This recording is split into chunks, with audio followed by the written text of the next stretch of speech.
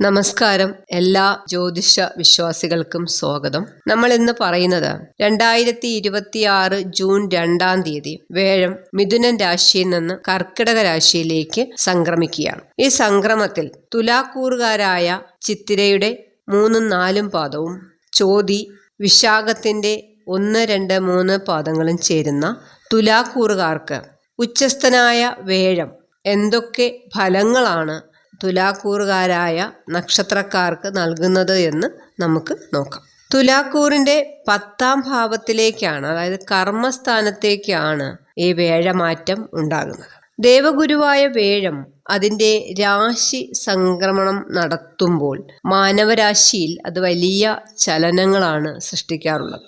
2026 ഈ വേഴമാറ്റം തുലാക്കൂറുകാരെ സംബന്ധിച്ചിടത്തോളം അതീവ പ്രാധാന്യമുള്ള ഒന്നാണ്. കാരണം നിങ്ങളുടെ 3, 6 ഭാവങ്ങളുടെ അധിപനായ വേഴം ഇനി നിങ്ങളുടെ 10-ാം ഭാവമായ കർമ്മസ്ഥാനത്തേക്കാണ് പ്രവേശിക്കുന്നത്. പല കാര്യങ്ങളും പറഞ്ഞു കേൾക്കുന്നുണ്ട്. 10-ൽ വേഴം വന്നാൽ പട്ടിണി കിടക്കുമെന്നും, അല്ലെങ്കിൽ 10-ൽ ഗുരു നിന്നാൽ അസ്വസ്ഥതകൾ കൂടും എന്നൊക്കെയുള്ള പൊതുവായ ചില ധാരണകളും ജ്യോതിഷത്തിലുണ്ടെങ്കിലും 3, 6 ഭാവങ്ങളുടെ നാഥനായ വേഴം 10-ൽ വരുമ്പോൾ അത് നിങ്ങളുടെ വിദ്യാഭ്യാസം, വീട്, പുതിയ സംരംഭങ്ങൾ, അങ്ങനെ നിങ്ങളുടെ ജീവിതവുമായി ബന്ധപ്പെട്ട എന്തൊക്കെ മാറ്റങ്ങൾ കൊണ്ടുവരും എന്ന് നമുക്ക് ഈ വീഡിയോയിലൂടെ നോക്കാം. നിങ്ങളുടെ നക്ഷത്രം കമൻറ്റ് ചെയ്യണം. ഞങ്ങളുടെ പ്രാർത്ഥനയിൽ നിങ്ങളെ എല്ലാവരെയും ഉൾപ്പെടുത്തുന്നതാണ്. തുലാക്കൂറിനെ സംബന്ധിച്ചിടത്തോളം വേഴമെന്നാൽ 3-ാം ഭാവത്തിൻ്റെയും 3-ാം ഭാവം എന്നത് ധൈര്യം, സഹോദരൻ, വീര്യം ഒക്കെയാണ്. ഒപ്പം 6-ാം ഭാവം എന്ന് പറയുന്നത് രോഗം, ശത്രു, കടം, കഠിനാധ്വാനം എന്നിവയൊക്കെയാണ് സൂചിപ്പിക്കുന്നത്. അപ്പോൾ ഇതിൻ്റെ അധിപനാണ് തുലാക്കൂറിനെ സംബന്ധിച്ച് വേഴഗ്രഹം നിൽക്കുന്നത്. 10-ാം ഭാവത്തിലേക്കാണ് തുലാക്കൂറുകാർക്ക് വരുന്നത്. ഈ 10-ാം ഭാവം എന്ന് പറയുന്നത് കർമ്മസ്ഥാനമാണ്. പ്രധാനമായിട്ടും പ്രവൃത്തിയാണ് അതിനെ ഊന്നൽ നൽകുന്നത്. അതുപോലെ പദവി, തൊഴിൽ രംഗമൊക്കെ വരുന്നത് ഒക്കെ ഇതിലാണ്. തുലാക്കൂറുകാർക്ക് എത്രത്തോളം ഗുണകരമാകും എന്നാണ്. 10-ാം ഭാവത്തിലേക്ക് എത്തുമ്പോൾ നിങ്ങളുടെ തൊഴിൽ മേഖലയിൽ നിങ്ങളെ തളർത്താൻ നോക്കിയ ശത്രുക്കളുടെ തന്ത്രങ്ങൾ പരാജയപ്പെടും എന്നുള്ളതാണ് ഏറ്റവും പ്രധാനപ്പെട്ട ഒരു കാര്യം. കാരണം നിങ്ങളെ തളർത്താനായിട്ട് ആർക്കും പറ്റില്ല. പ്രത്യേകിച്ച് കർമ്മരംഗത്ത് നിങ്ങൾക്ക് മികച്ച നേട്ടങ്ങൾ കൊയ്യാൻ പറ്റുന്ന ഒരു കാലഘട്ടം തന്നെയാണ് ഈ 10-ാം ഭാവത്തിലേക്കുള്ള ഉച്ചസ്ഥനായ വേഴത്തിന്റെ ഈ മാറ്റം തുലാക്കൂറുകാരെ സംബന്ധിച്ച്.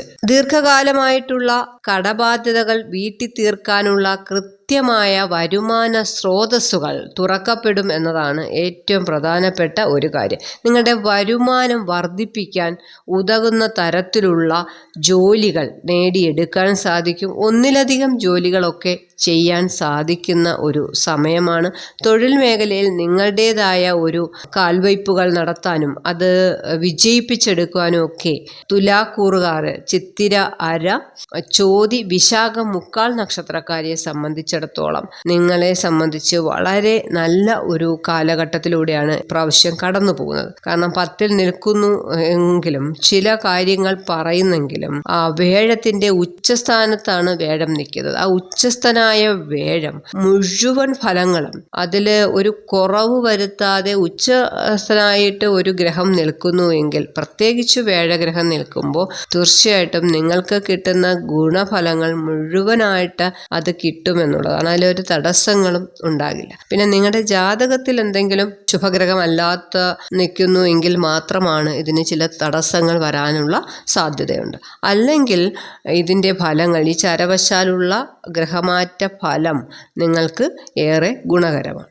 3-ാം ഭാവാധിപനായ വേഴമാണ് 10-ാം ഭാവത്തിലേക്ക് നിൽക്കുന്നത്. അപ്പോൾ 10-ൽ നിൽക്കുന്നതിനാൽ സ്വന്തം കഴിവിലുള്ള ഒരു ആത്മവിശ്വാസം വർദ്ധിക്കുന്ന ഒരു സമയമാണ്. പ്രതിസന്ധികളെയൊക്കെ ധൈര്യപൂർവ്വം നേരിടാനും ഏത് കാര്യത്തിലും മുന്നിട്ടിറങ്ങി പ്രവർത്തിക്കാനൊക്കെ നിങ്ങൾക്ക് ഈ വർഷം സാധിക്കുമെന്നുള്ളതാണ്. അതായത് 2026 ജൂൺ 2-ന് ശേഷം നിങ്ങളെ സംബന്ധിച്ച് വളരെയധികം ധൈര്യവും ഒക്കെ ഉണ്ടാകുന്ന, ഒരു കർമ്മശേഷിയും ഒക്കെ ഉണ്ടാകുന്ന ഒരു സമയമാണ്.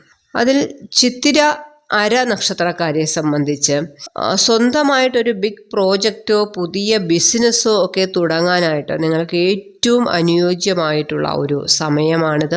തൊഴിൽ രംഗത്ത് വലിയ അംഗീകാരങ്ങൾ ചിത്തിര, അര നക്ഷത്രക്കാരെ സംബന്ധിച്ച് തേടി വരുന്ന ഒരു സമയമാണ്. അതുപോലെ തന്നെ വീടും വാഹനവുമൊക്കെ പുതിയ വാഹനം വാങ്ങാനും നിലവിലുള്ള വീട് പുതുക്കി പണിയാനും അനുകൂല സാഹചര്യങ്ങളാണ് ഈ വ്യാഴമാറ്റം കൊണ്ട് നിങ്ങൾക്ക് വന്നിട്ടുള്ളത്. ചിത്തിര നക്ഷത്രക്കാരെ സംബന്ധിച്ച് വളരെ അനുകൂലമായിട്ടുള്ള ഒരു സമയമാണ്. പ്രത്യേകിച്ച് തൊഴിൽ മേഖലയിൽ, അതുപോലെ തന്നെ വീടും വാഹനവും ഒക്കെ വാങ്ങുന്ന കാര്യത്തിലൊക്കെ നിങ്ങൾക്ക് വ്യാഴ ഭഗവാന്റെ സ്വാധീനം പൂർണ്ണമായി നിങ്ങൾക്ക് കിട്ടും എന്നുള്ളതാണ്.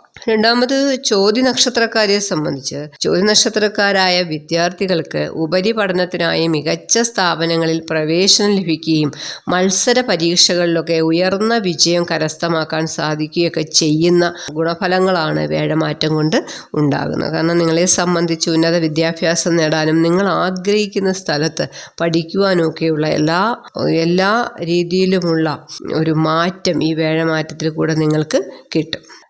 നിങ്ങളെ സന്തോഷിപ്പിക്കുന്ന അല്ലെങ്കിൽ മുൻകാലങ്ങളിൽ നിങ്ങളെ വേദനിപ്പിച്ചു കൊണ്ടിരുന്ന ഒരു പ്രശ്നങ്ങൾക്ക് പരിഹാരമുണ്ടായി വരുന്ന ഒരു സമയമാണ് ചോതി നക്ഷത്രക്കാരെ സംബന്ധിച്ച് ഈ 2026 ജൂൺ 2 വ്യാഴമാറ്റം കൊണ്ട് ഉണ്ടാകുന്നത്. അതുകൊണ്ട് തന്നെയെങ്കിലും അനാവശ്യ ചിലവുകളും വരും.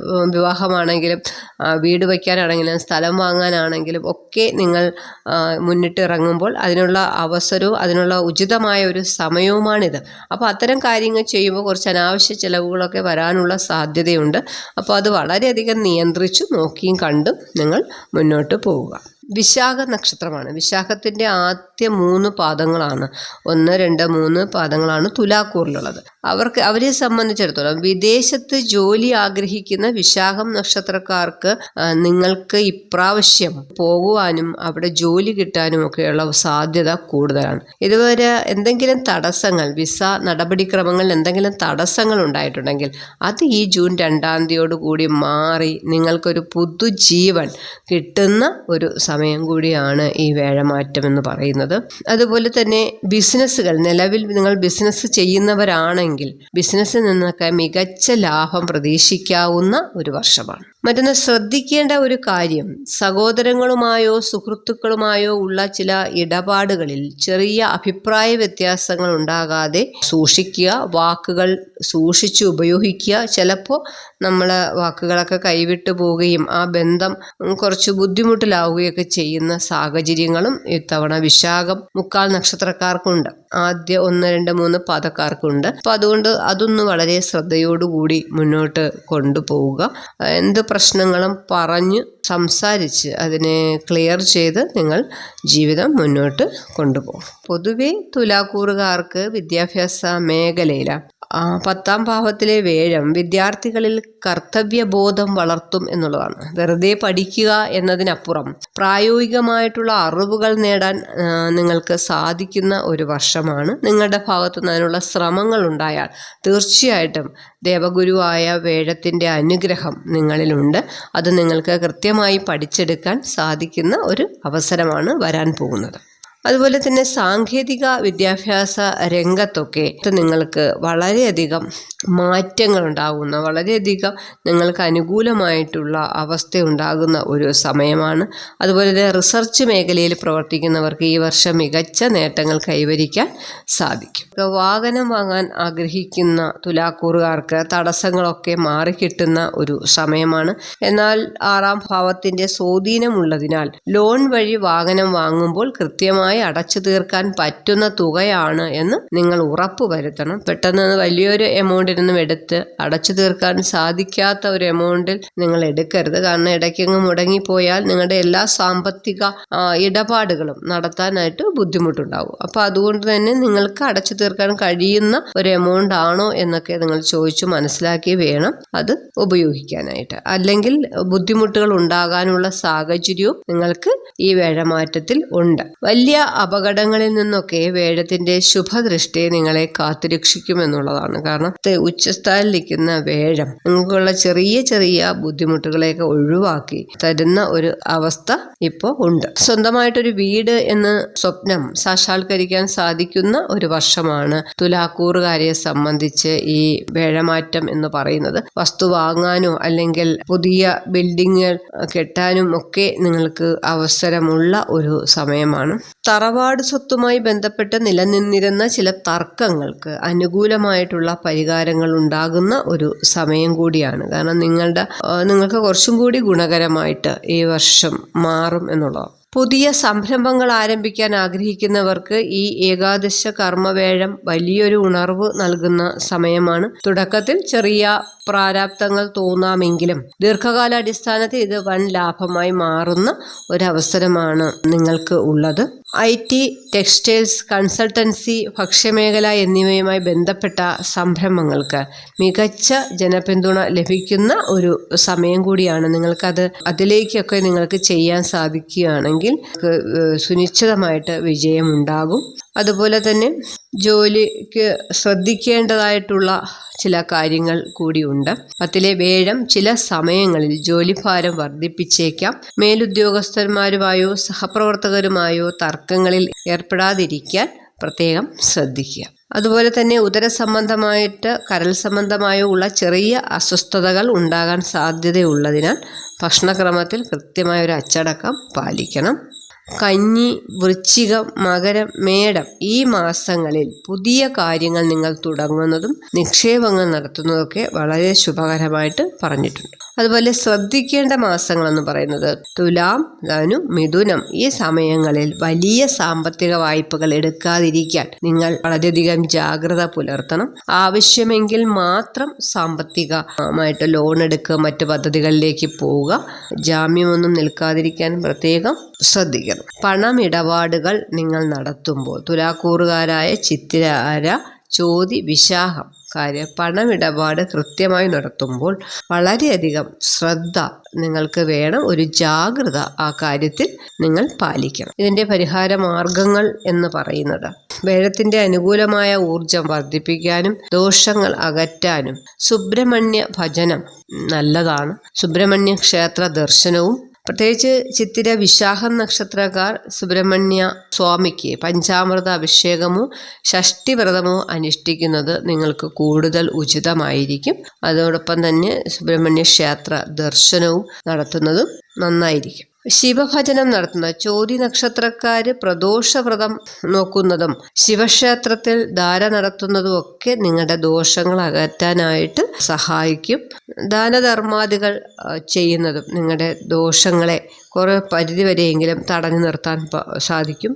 മുതിർന്നവർക്കോ ഗുരുതുല്യരായ വ്യക്തികൾക്കോ മഞ്ഞ വസ്ത്രങ്ങളോ മധുരപലഹാരങ്ങളോ നൽകി അനുഗ്രഹം വാങ്ങിക്കുന്നതും നിങ്ങളുടെ ഏറ്റവും നല്ല ഒരു കാര്യമാണ്. ദിവസവും രാവിലെ വിഷ്ണു ക്ഷേത്ര ദർശനവും നിങ്ങൾക്ക് വളരെയധികം നല്ലതാണ്.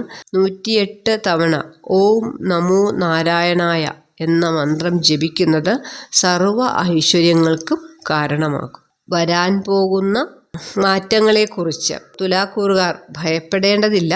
ചില കാര്യങ്ങൾ നമ്മൾ ഓർമ്മപ്പെടുത്തിയതാണ്. 3ഉം 6ഉം അധിപനായ ദേവഗുരു 10-ൽ വരുമ്പോൾ അത് നിങ്ങളെ കൂടുതൽ ശക്തരും പ്രാപ്തരുമാക്കാനാണ് സഹായിക്കുക. കൃത്യമായ ആസൂത്രണത്തോടും ഈശ്വര വിശ്വാസത്തോടും കൂടി മുന്നോട്ട് പോയാൽ ഈ വർഷം 2026 എന്നത് വലിയൊരു മാറ്റം നിങ്ങളുടെ ജീവിതത്തിൽ ഉണ്ടാകാൻ പോകുന്നത്. നിങ്ങളുടെ ജീവിതം വിജയകരമായി തീരട്ടെ എന്ന് ആശംസിച്ചുകൊണ്ട് ഞാൻ നിർത്തുന്നു. നന്ദി, നമസ്കാരം.